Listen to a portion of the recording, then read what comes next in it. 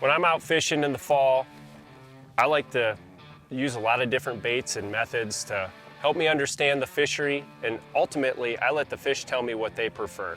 So on a day like today, it's calm, and if we're chasing smallmouth bass, there's no more fun bait to fish than a Chapo.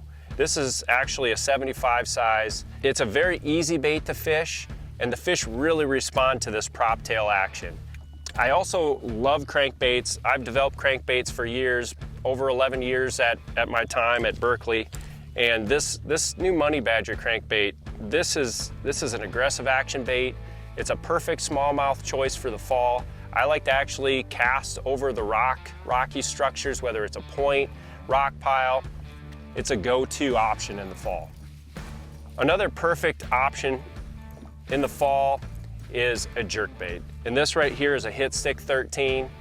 I like to cast this along the shoreline. So if the fish aren't responding to a topwater bait or a crankbait, this is your perfect shallow water option.